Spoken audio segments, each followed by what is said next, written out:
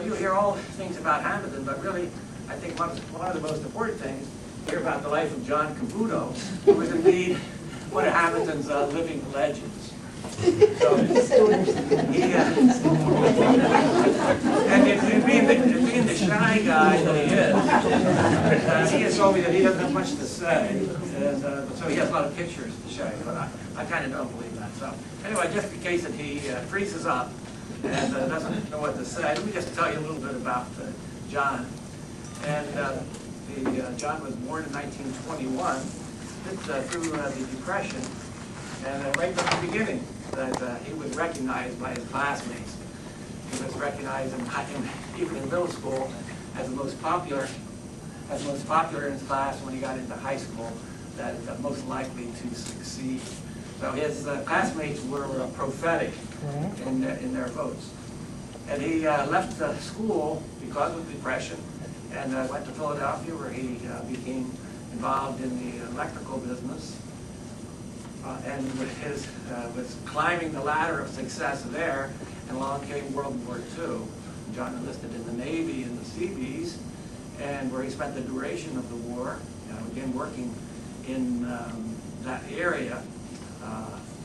Lived in the delightful island of the Aleutians, which is just kidding. It's kind of rough there.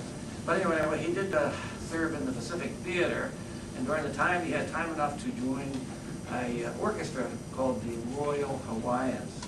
So the music has always been a great part of his life. He said his mother said that he was born with an accordion, and when he was at the age of 11, his father would take him to Vineland for, I think it was 50 cents a lesson, driving gravel roads, which I guess is now Landis Avenue, to where he got his lessons. And by the time that he was in his mid-teens, he was in demand as I just talked to somebody today who said that it was Tony DeMeo in his wedding that his John was the orchestra to play for his wedding. So he was in demand of that as he is today. And if you want us to hear how talented he is, you'll hear it tonight.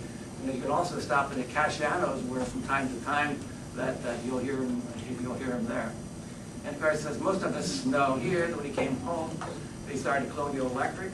From there, he branched out into Nelson and Cavuto travel agency and a real estate operation. And from there, John became one of Hammonton's probably greatest entrepreneurs, as he has been involved as a broker for the last few years. So with pleasure, I introduce John Cavuto.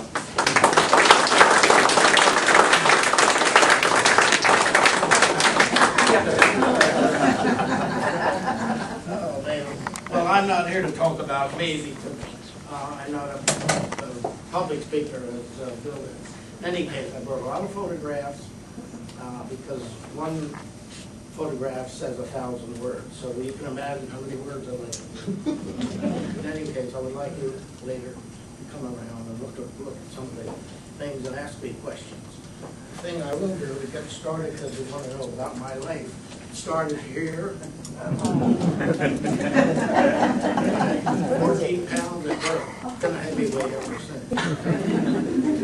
In any case, at birth it was on Line Street, near the railroad, right by the railroad, Reading Railroad at the time. There were two railroads in Hammonton, if you remember that. The Reading and the Pennsylvania.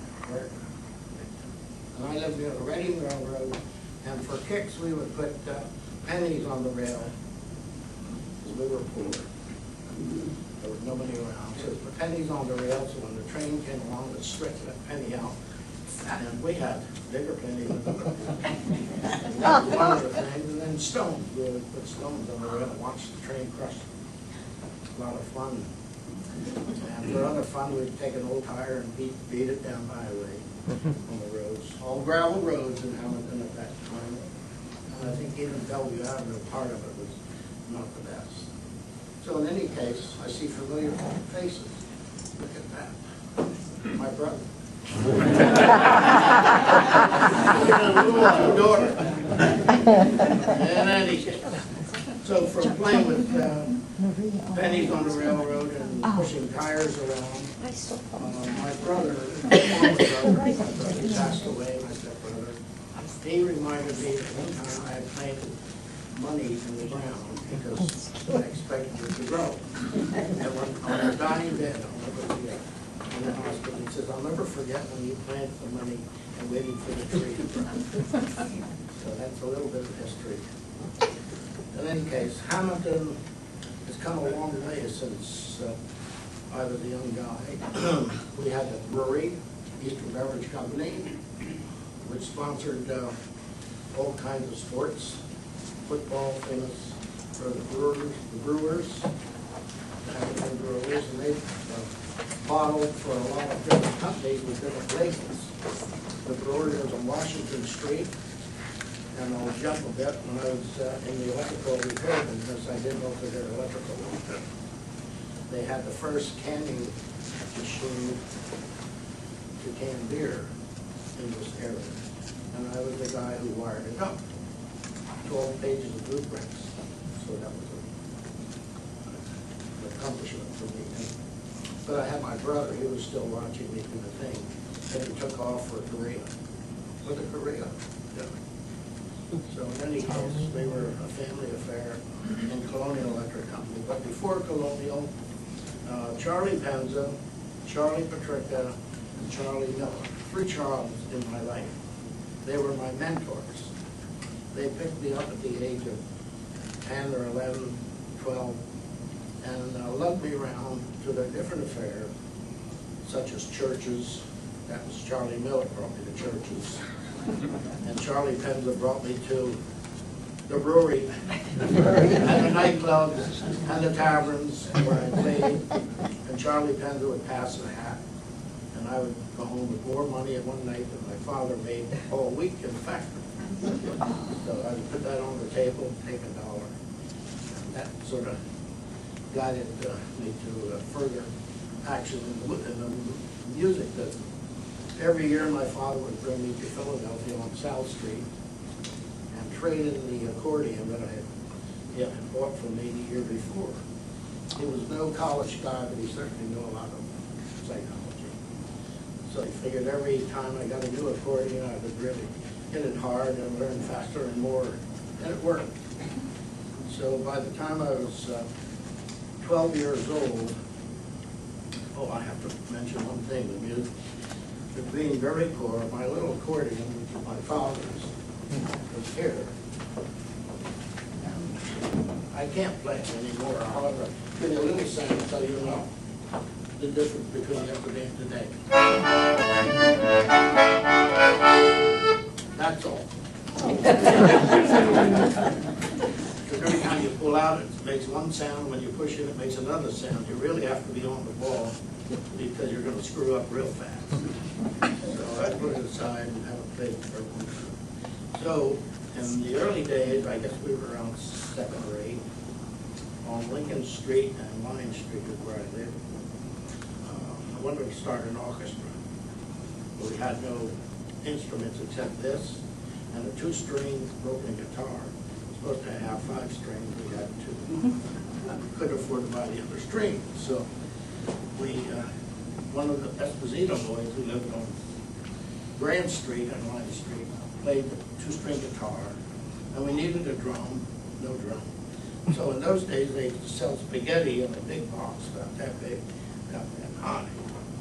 So I took 3 olive oil cans, they were 1-gallon cans, and I stuck them in between the spaghetti box, and there was our drum. So the other Esposito boy played the drum. And so we had a 3-piece orchestra. And we played on Lincoln Street the first time at Spodo's house, Sam Spodo. In fact, his son is still around now. Yes, And the father listened to us play, and as poor as he was, he gave us 3 cents. So that was my first job as a musician. Then, as Charlie Penza took me around to the better places out of town. So I ended up at 14 years old, let me see, somewhere. the accordion.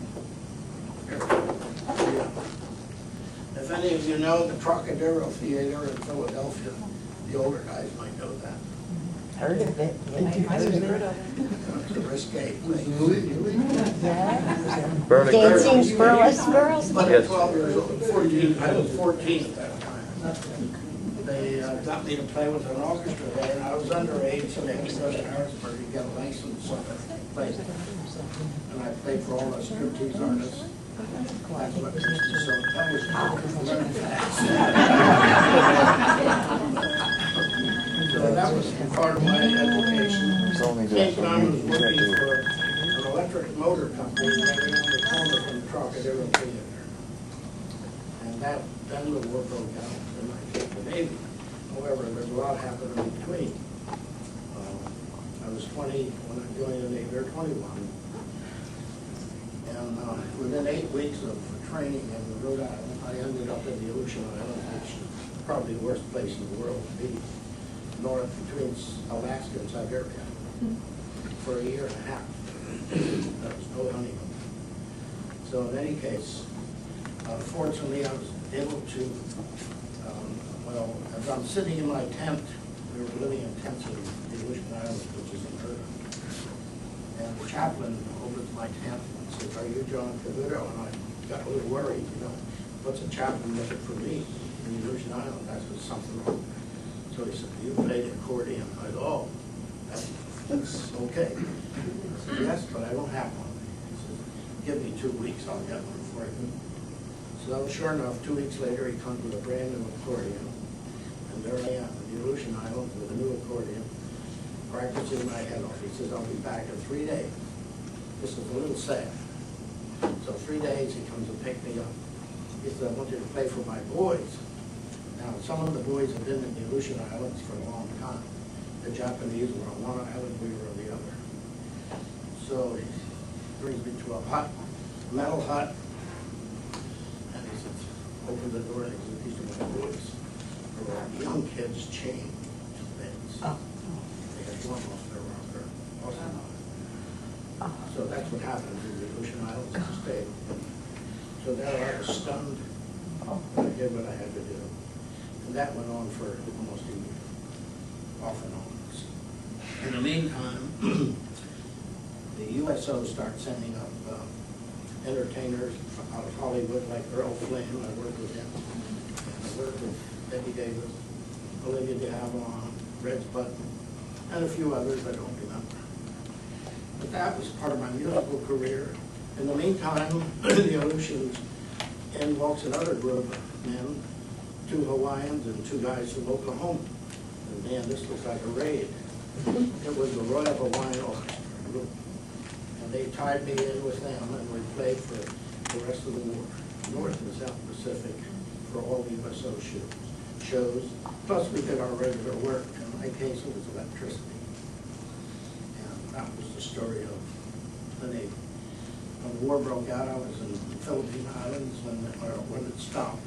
They dropped the bomb in Japan. I was in the Philippine Islands.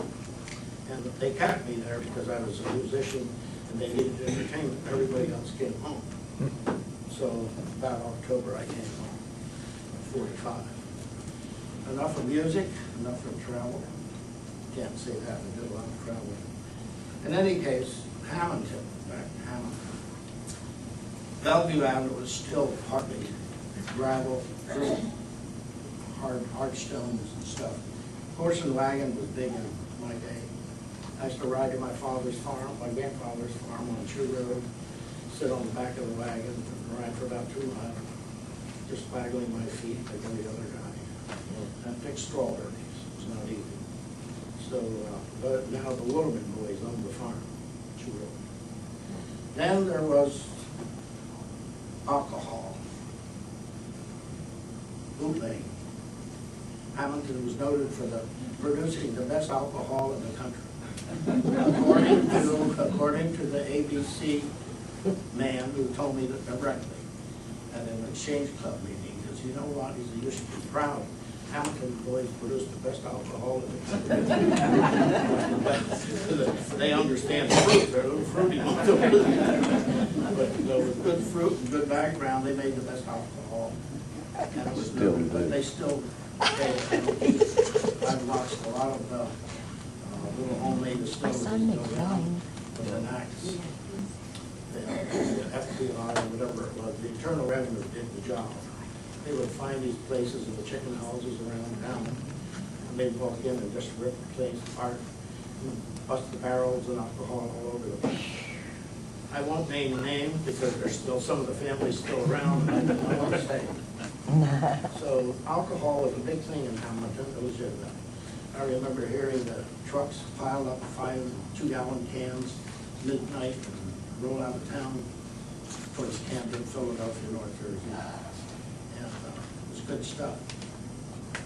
Just to give my mother and father a little bit, just to keep them quiet. So that was the alcohol.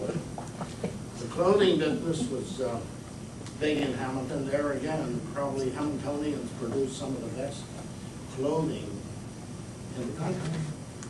And there was the Kessler Company, Kessler Manufacturing. There was Romo DeSantis, who produced many suits of top quality. Botany, if you remember the name Botany. They produced a lot of the good suits that left town. And Kessler had a couple brand names that even one of our presidents bought and not out through a dealer somewhere in Washington. So Hammonton produced a lot of quality merchandise.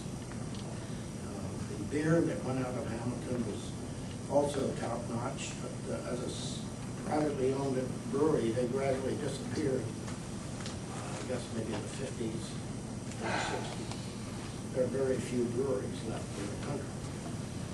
But Hammonton was tops in their manufacturing. For some reason or another, I give credit to the Italian culture. They cook well and they make good alcohol. Beer. Wine, big time wine.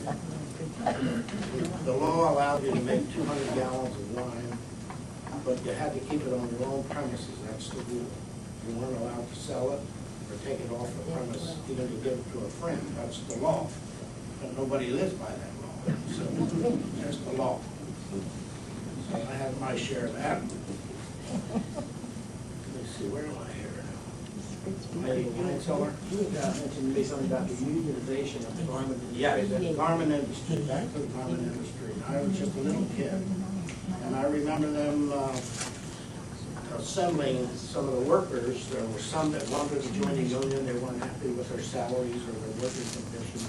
So the union heads, or con men, I call them, but they were good for the people at the time. They had them marching down Bellevue Avenue, and the manufacturing companies were not too happy about it because now they were losing control of their health and this and that. So there was battles all over the place. They had meetings up on Bellevue Avenue above one of the stores. I remember being up there as a little kid, and fist fights all over the place between those who wanted union and those who didn't want union. But unions won out, and it did help the people. Union was good for the people at that time. As everything else, they abused it, and it got to a point where we worked ourselves right out of competition, and that's what happened to the industry. The clothing industry left the country, not just out of Hammonton, but out of the country, because our cost of labor just went out of sight, just like automobiles and everything else that we buy today from China. Japan was our enemy at that time. Everything came out of Japan, then it was Hong Kong, and China. So we lost our industries to other countries, basically because of the cost of labor. So how do you control labor? The masses want more no matter what the problem is. It's just a natural thing. So that was one of the problems we had with the clothing industry. What was the other one I had to talk about? We got through the booze. Railroads, we have 2 railroads, and there was loads of people going to Atlantic City out of Camden. There were 2 stations in Camden, and I rode the train from when I was about 14 years old. I left school because of the Depression. Hopped the train in the morning, me and Nick Cashan. get off in Hammonton, I would hop the ferry across the river and walk 10 blocks to 10th and Race. I worked in the electric company for $6.50 a week. That paid $3 for the train and $3.50 for me. That went on for a while. And then I was doing some work for a company across from my store, not my store, my company. And this fellow says, "How would you like to work for me?" I said, "I have a job." He says, "Well, what are you earning?" I said, $6.50 a week. He says, "How about $35 a week?" Well, my head just blew up. I went over to my boss and told me, "You better take it." So that sort of put me in high society on what we closed there. So that was just part of my life. Then the war broke out after that. I worked until about 20 years old, 21. The war broke out and I left. Let's get back to another subject. Colonial Electric, many of you remember Colonial Electric. And the reason I called it Colonial Electric because I couldn't afford a modern place. I made Colonial.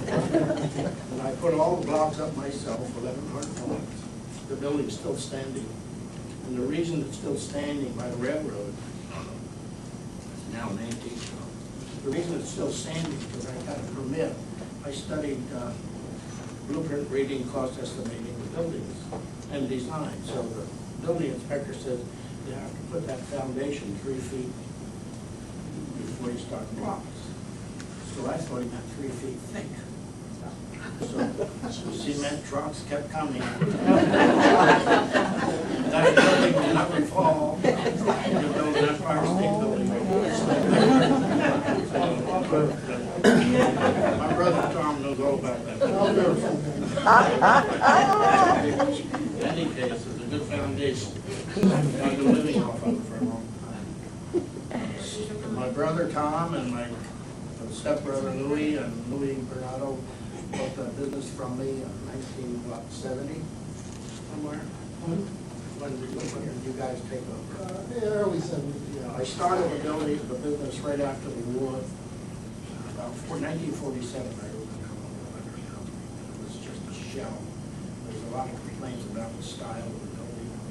And that, just about that time, they designed and developed imitation stone.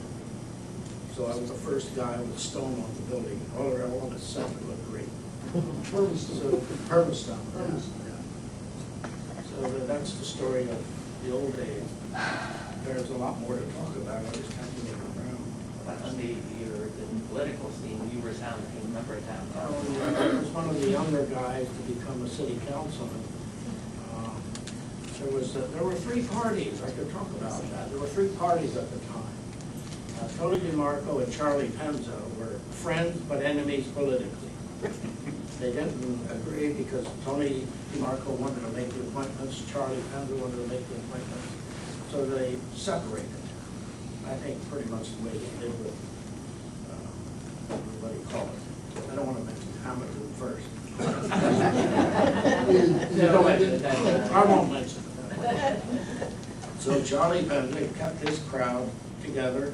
Tony DeMarco, knowing that I was married to a McKeesey, which was one of Penz's right arm man, he figured he'd steal me from Charlie Penzo.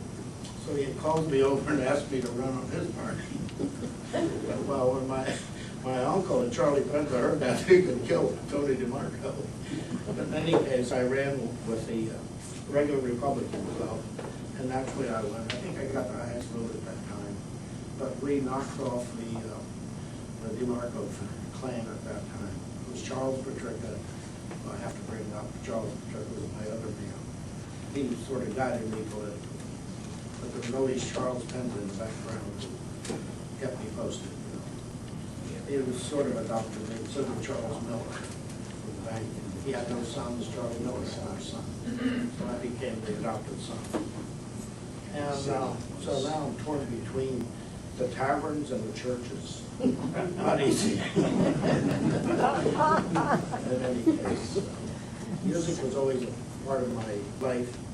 I don't claim to be a real first-class musician, But I make some interesting noises, and people like it. I guess I play their beat, whatever it is they do. The accordion I sort of let go for a while. I've been playing the keyboard mostly, and they say if you practice, you get. So I think I'm getting better on your keyboard than I ever was on accordion. And tonight I brought two accordions. One was my father's, my first baby, and then I have the piano accordion. When I was 10, my father bought me my first accordion, South Street, Philadelphia, 10th and South, and they were all pawn shops. Yeah, 10 years old. First one, $45. He had no money, but he did his best. So then I start practicing, and my mother would get tired of hearing me. My father said, "You gotta keep practicing." There was another battle between study and don't study. Oh, my. So I had my battles, and then he came. It worked. If it worked, I don't know.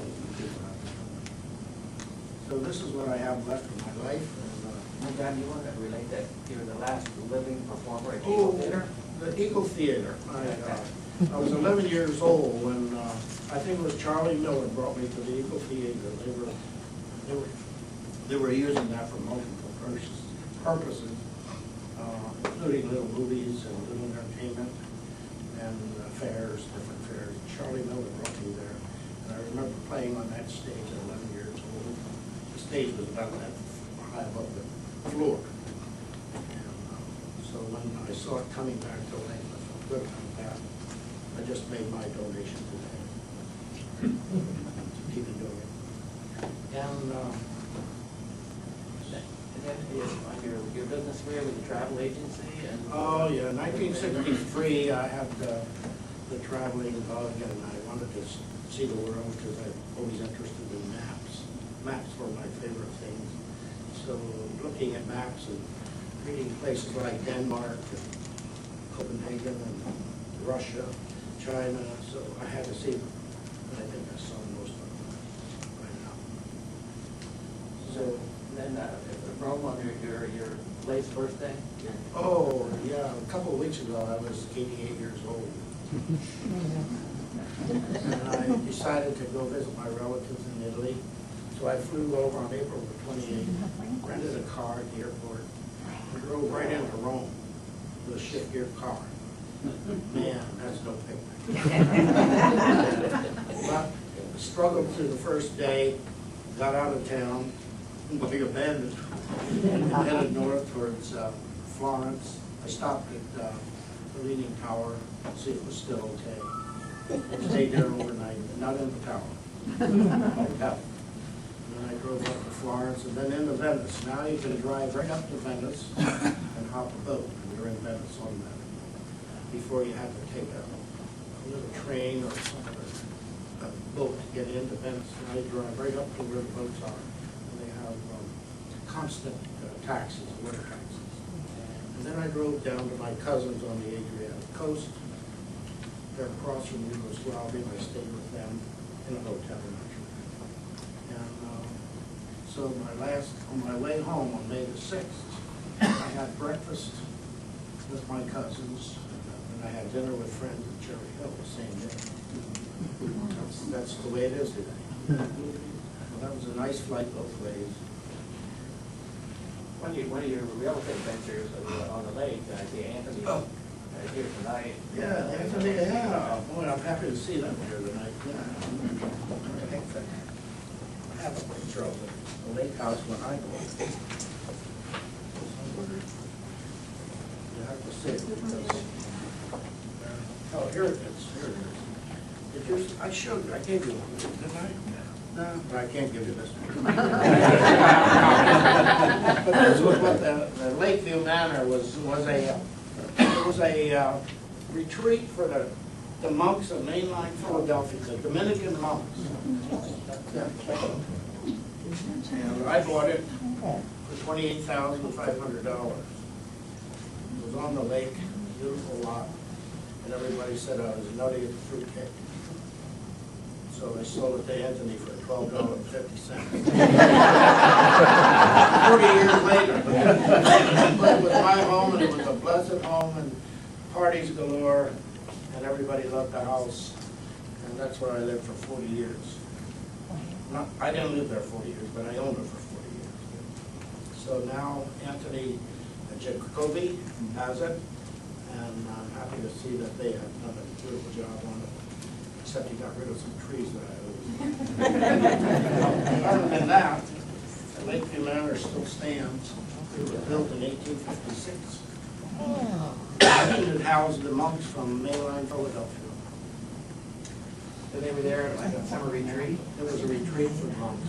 They had an ice house attached to the side of the building where the kitchen and window is. And they would cut the ice from the lake. The lake would freeze thick. And they would cut the ice and put it in the ice house, and then they had a door. I have to tell you this little story. Where the window is, facing the parking, that was a door. You walk out the door into the ice house, where they had their food for the winter. Well, by the time I start remodeling it, and I didn't want a door there, I wanted to put a new window. So I had some young fellows working from the 8th Street Church, whatever, there. Young youth. They were people of mission. Yeah, people of the mission. They were helping me. And it was a Saturday, I have to tell you this, it was a Saturday, and I was all dressed in a tuxedo to go play music in Atlantic City. So I stopped there while they're working, and we were working around the window. So I saw a lot of dirt on top of the sill. So like an idiot or something caused me to grab that ladder in my tuxedo, go up there and move the dirt. There was a rosary, which I had no idea was there. Something to think about. So that's a story. Of the Lakeview Manor. You have another thing you can remind me of?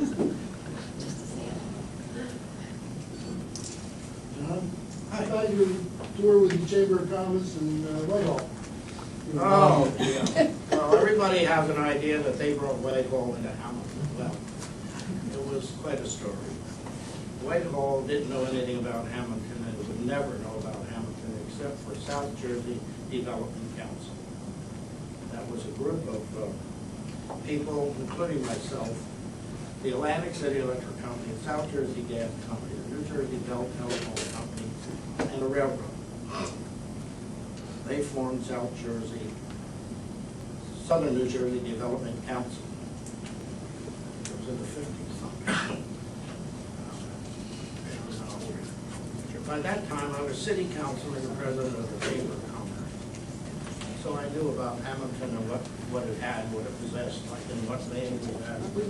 And we're looking for industry. And South Jersey Development people were looking for membership. So I had Colonial Electric Company at the time. I think it cost me $150 for membership, which was a lot of money at that time. But thanks a lot. Jen?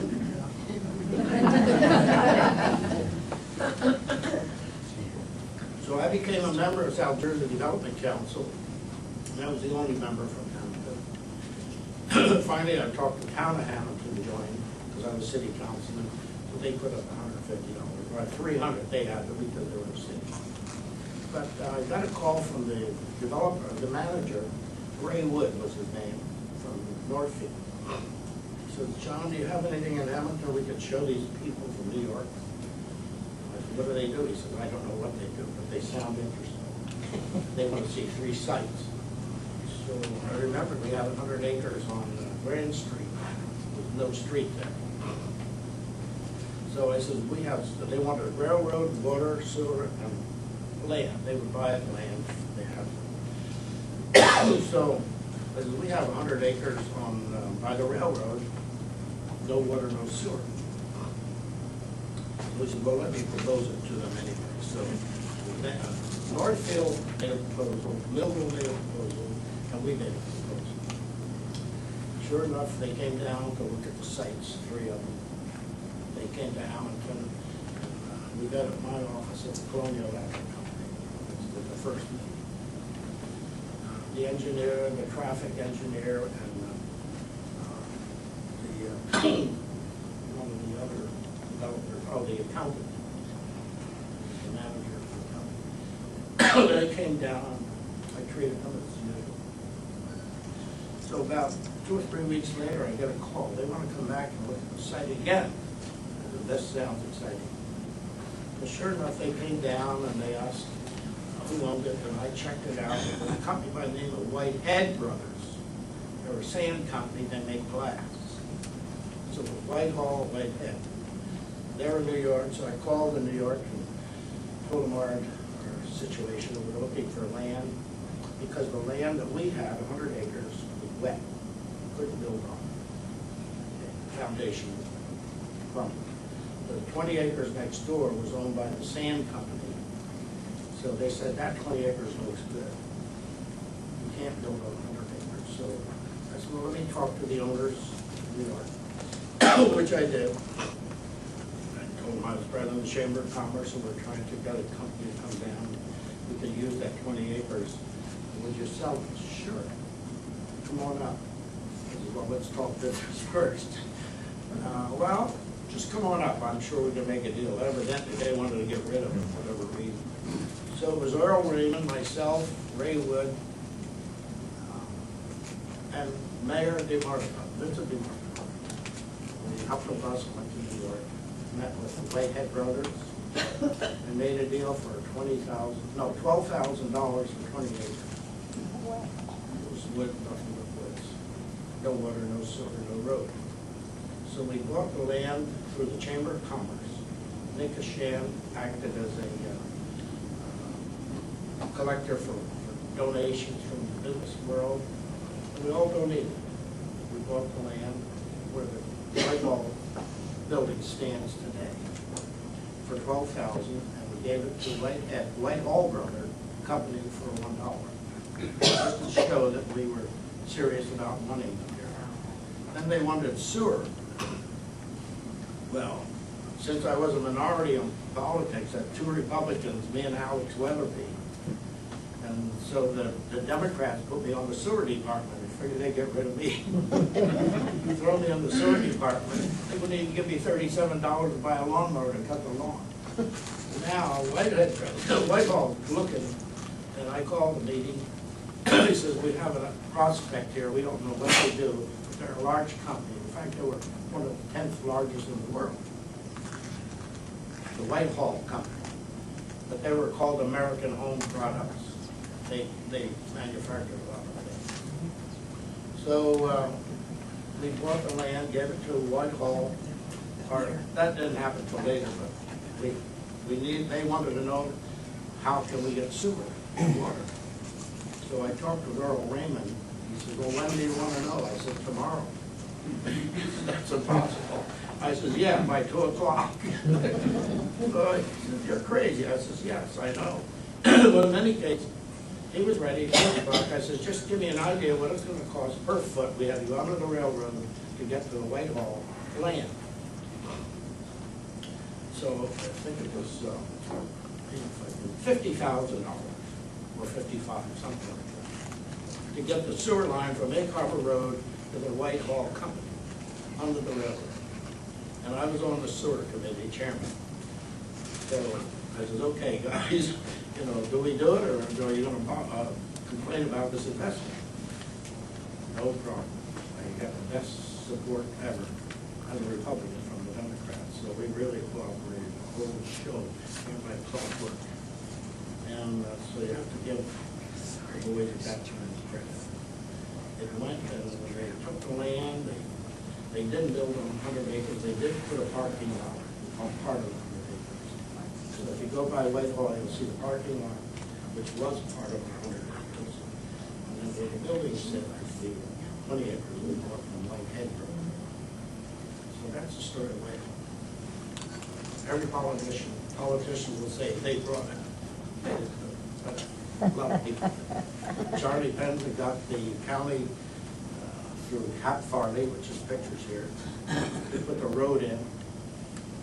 That road cost money. It got a lot of favors from the county politicians because Charlie Penza was the connection, and he was down at Penz's brewery. That father was in the brewery most of the time. So everything was working fine. So that's what happens, and it takes a lot of work to get a good company in Hammonton. If you just sit and wait and say, we're nice people, come over here, it's not going to happen. Then another subject. Questions?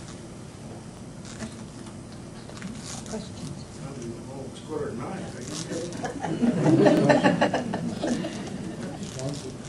Go home and watch the baseball game. Some will run out, I want to wait till the last. Some of his stories are that, actually, I worked for him. Oh, yeah. And like every Monday morning, we'd walk in the door, and you go, John. He'd gotten a brother here at the store, and he was able to be out working. He's not coming in today, he might be here Tuesday, Wednesday. And that was the period that he was spending all his time in New York. I can tell you He one was thing making for phone calls all sure. morning. If it wasn't for my brothers and Louis Bernard, there would be no Columbia Electric. Louis, Tom, and Louis. Louis, Tom, and Louis. This company would remember that advertising, Louis, Tom, and Louis. Yeah, that's not the reason. Yeah, so the bottom line is, nothing is going to happen in Hammonton unless there's somebody or a few people that understand that you have to have a package and you have to go out and solicit the people in the industry that you want. And you have to have a reason for them coming here, not just because you're a nice guy. Not gonna happen. So we need to get our tax program together, we need to get the kind of support for them, we need good labor information. I had to run all over creation to find out what the labor standards were, what the rate of pay was, what the unions were like, what the cost of transportation from Hammonton to Philadelphia was. Tell you another little story, how difficult it is. The transportation, the trucking industry has a circle out of Philadelphia from the airport out, where the turnpikes. Within 15 miles, it's one rate to carry a pound of whatever it is. Out of that 15 miles, it almost doubles. So Hammonton was out of the 15 miles. So they didn't bulk about that because they said, our products are small, but they're very expensive, so that is not going to hurt us. It's just one little item that you have to learn as you develop information for an industry. So you have to, and the employment office was very cooperative. They worked with me for all the information I needed for salaries for that kind of people, how many people qualified to work in this particular field. There was some talent needed, so they imported a lot of their talent. We didn't have people that understood the pharmaceutical world. It was all new. So, Oh, Charlie Madriga, he did the interviewing for the job. but no, he was a city councilman. I think he might have been a freeholder for that. The county worked, they really did their job. So it was me and Alex Weatherby as Republicans, and then Dave Razak, Paul Mary, and Sam Menzel. And Vince DeMarco. Yeah, he was before. Vince DeMarco, after the meeting, Vince and I would go have a drink and talk about it. So we got along with I'd like to see it again, but it seems it's like Jerusalem and Israel and Palestine. Not happening. Any other questions for Irma? You got a play for us, John? Yes, About 3 minutes. That's going to be the finale, the finale. You don't have to leave when I start playing, start walking. Any pictures of your little brother? Well, yeah, you guys have to come up when you leave here. You I have to want come to up see and the look. picture. I want to see They're all here. after he played. Oh, here's a picture of part of the military gang. We were 3 Johns. Me, John Booth, and John Gallagher. John Gallagher had to jump out of a plane over Germany 2 years at Gallagher 17. John Booth was swimming underwater in Sicily, putting bombs under the German ships. When I was in the Philippine Islands and chasing rainbows. A lot of politicians here, a lot of people that you know. I know you. And there's a picture of, But it's a whole different child. there's a picture of, Very good public. Rosie. Rosie Cavuto. She lived, now there's another story. Peach Queen, As right? Chamber of Commerce president, I put a couple things together. One of them was a Peach Blossom Festival, Cavalcade. There you go. Cavalcade, we had buses coming from New York and North Jersey and Delaware. We would drive them through the peach orchards. We got permission from Rosat and a few others. And they loved it. It was a great thing. But farming has changed in Hammonton, as I noticed lately. The peach trees are disappearing, all apple trees are gone. Now it's becoming a truck farm community like Bridgeton and Millville and blueberries is the big And thing. then you were probably, I think in JC's, you were one of the. Yeah, I was one of the first presidents of the junior chamber. Okay. Oh, I bought the first batch of color televisions. Oh, yeah. That hit the South Jersey area. Oh, And I did a lot of promoting for Hammonton at my expense when I had the real estate company.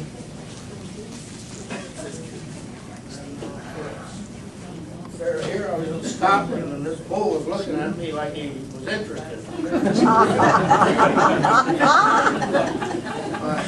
I asked the bus driver to stop for going through Scotland. Which one's the picture of me? The bull's telephone, right? He's got to go in. The bull's on the left, yeah. That's you on the left.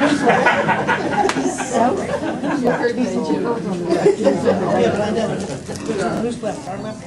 One little thing, how about the fish market that you had? Oh, God, no, we can't take pictures. I didn't tell the story. The story for the timing was out of whack. I opened a lot of businesses because I can't still. In any case, I used to have a takeout seafood company called Neptune Seafood. Instead of being at Columbia Electric, I was in the seafood restaurant. Then there was a dry cleaning plant. Yeah, I had the dry cleaning plant. And I had Action Travel Center, which still operates. So after that, I went to Atlantic City when they approved casinos. I moved to Atlantic City and started buying up real estate like a real tycoon. It was me and Donald Trump.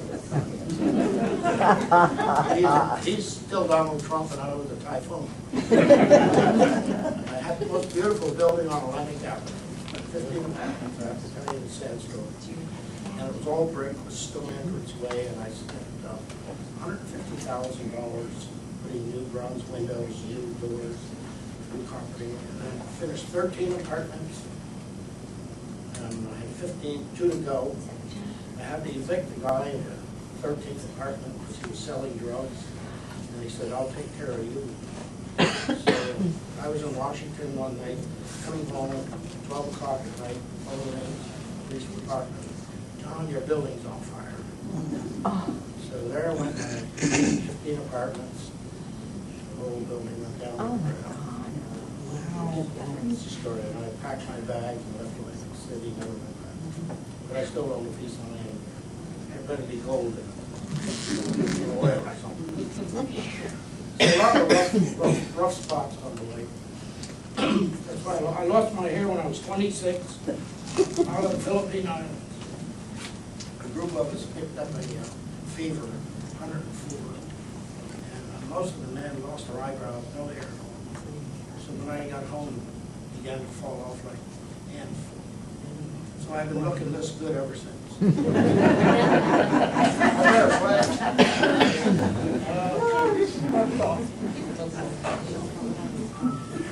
This thing has been gaining weight for a long time. I think it was 18 pounds when I bought it. It's about 50 now.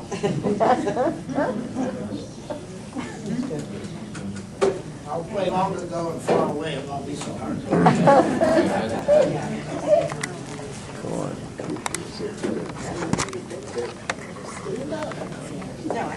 Too heavy to stand up. Everybody has a hat. Those things. Pass that. If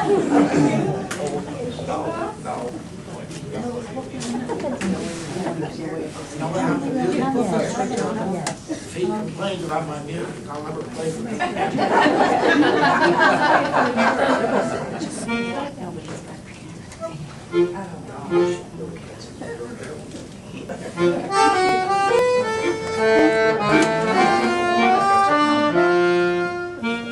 Yeah. Where are we at?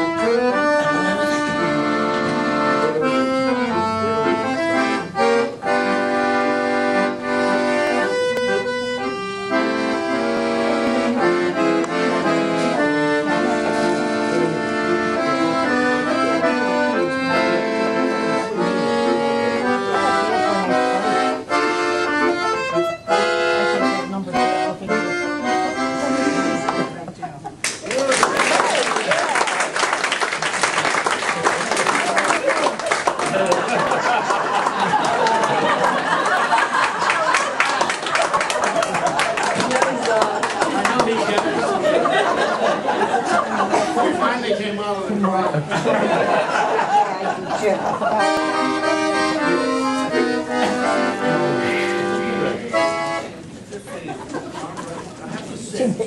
Remember me.